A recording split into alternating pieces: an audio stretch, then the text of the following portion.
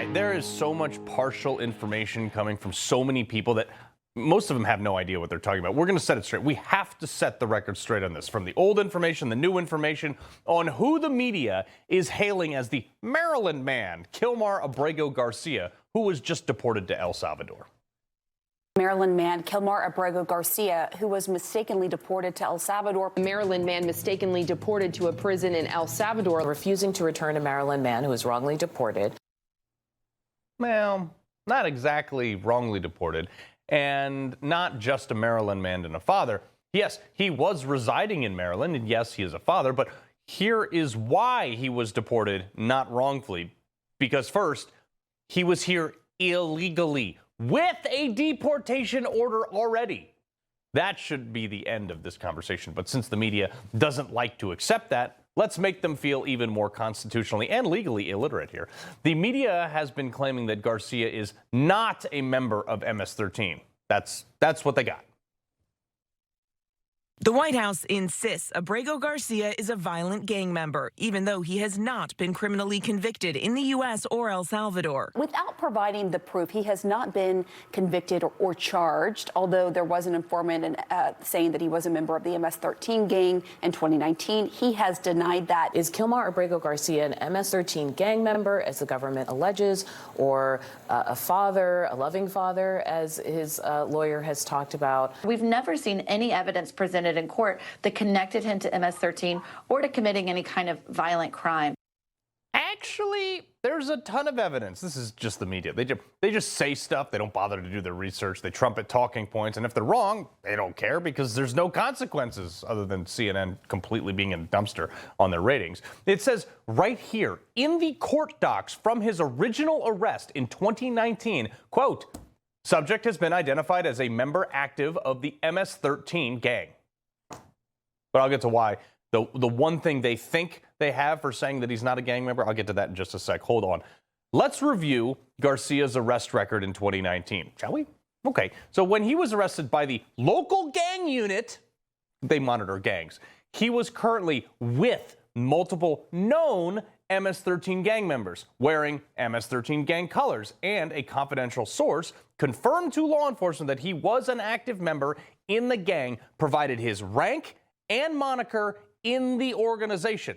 If it walks like a duck, if it quacks like a duck, if it dresses like a duck, and it hanging out with other ducks, it's probably a duck.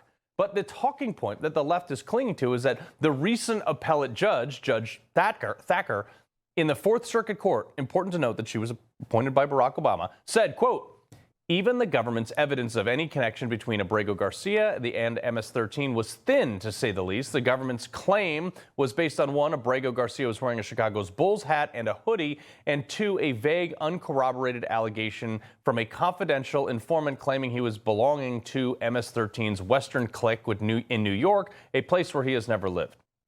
Right.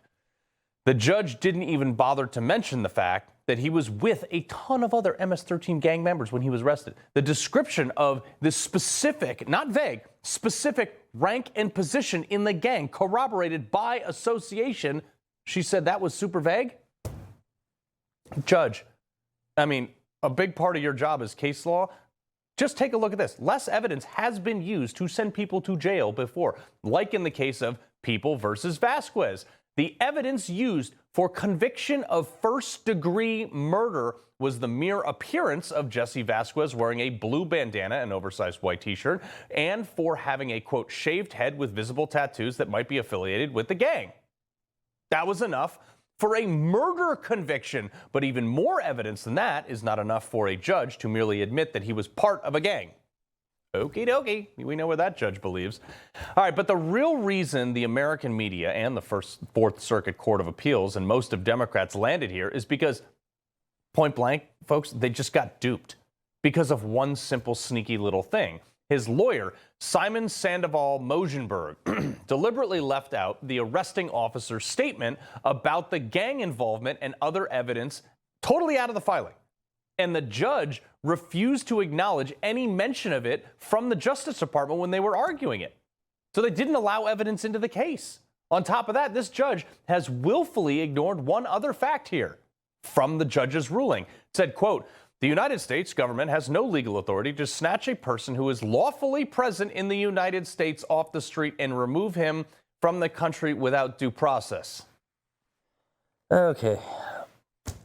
Actually, he did have due process. Here is the 2019 deportation order that was his due process to be deported. So, no, Judge, he was not lawfully in the country, and he did get due process. But what's hilarious is that on top of all these things, all the evidence pointing that this guy should have been gone, none of that matters. And what seems to be lost on the libs here, fun fact, folks, even if none of that mattered, remember when Trump declared MS-13 and other gang as foreign terrorist organizations? Well, turns out when you give them that distinction, it's not just like for the media so they can report it. It's an actual legal distinction. One thing it does, it removes any claims for affiliates of those groups, any right to asylum, which is what Garcia lawyers are claiming now. And in addition to that authority, according to 8 U.S. Code 1158, Section B2, subsection A, paragraph 4 allows, at the discretion of the Attorney General, to deport them if there is reasonable grounds for regarding the alien as danger to the security of the United States. So Pam Bondi has the authority to consider whether or not, literally, she can determine whether she thinks he's part of MS-13. Okay, that's her authority. So whether or not this guy is part of any gang, and she can bounce him to wherever she wants. The fact that he was formally associated with the gang is irrelevant, but also strengthens her case. These court issues, the rulings have no standing here. It should never have been in front of them in the first place. And before you say, oh, he was never convicted of being an MS-13 member. True, but he was identified by the gang unit in court documents and an arrest as part of that gang. Let me tell you why that also doesn't matter, though. Do you know what the criteria is for being part of this gang, which is now also declared a foreign terrorist organization? It's actually not a matter of due process. And that is according to 8 U.S. Code 1103A, Section 1. Quote, in any case in which the Attorney General has classified information that an alien is an alien terrorist, which this organization is, the Attorney General may seek removal of the alien under the subchapter by filing an application with the removal court that has already been filed in 2019. But this is the person that the media and the Democrats, one and the same, I guess, have chosen to defend. U.S. Code 8, 1583, Section C2. The judge shall, not may, the judge shall, means they have to, issue an order granting the application of the judge finds there is probable cause to believe that the alien who is the subject of the application, in this case Garcia, has been correctly identified, which nobody disputes his identity, and is an alien terrorist present in the United States, which he is because Pam Bondi declared him that under this designation. And since he already had a deportation order, again, asylum does not apply to foreign terrorist organizations, which he was associated with because Pam Bondi said he was, and she has the authority to do that, in 2019. A further hearing was not necessary to send him back to El Salvador. Also because he was now declared as part of a foreign terrorist organization, he was no longer protected by the asylum that he's claiming to have had to not go back to El Salvador. Bye-bye. Like, this is a really complicated way of saying he has no chance of being here legally. But yet, this is where the Democrats have decided to plant their flag. None of these Democrats, none of them cared or took taxpayer-funded trips to Afghanistan when actual Americans who volunteered to fight for America were stuck over there. They didn't care. Joe Biden was checking his watch. None of those same Democrats went to Gaza to get actual American citizens taken hostage out of there. No. But the one United States senator and apparently 2 congressmen went down, and a ton of other Democrats supported them, to go down to El Salvador and try to get this guy, this illegal immigrant, back, who was A, not a citizen, B, had a restraining order against him for beating up his wife, C, well-documented history of being part of a gang that is literally a terrorist organization, and D, had a deportation order. Oh my gosh. Meanwhile, not one of those people, the senator, the Democrat senator, in fact, didn't even acknowledge the mother of Rachel Morin, who was murdered by an illegal immigrant in his state Yet he's off to help this illegal guy, gang member, and restraining order holder in El Salvador.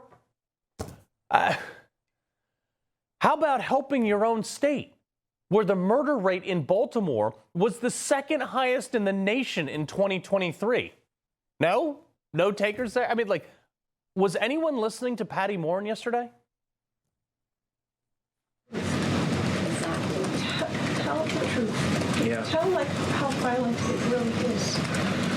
This is about protecting our children. It's more than just politics or votes or just anything. It's about national security, protecting Americans, protecting our children. That was her plea. Just tell the truth. And they can't do it. I mean, it's hard to imagine that our elections in this country are basically a 50-50 proposition. I mean, maybe next year they won't be. He loves the Constitution. He fights for what's right. He hates the bad guys. He's a freedom warrior. He's your freedom warrior. Watch Carl Higbie every weekday on Newsmax.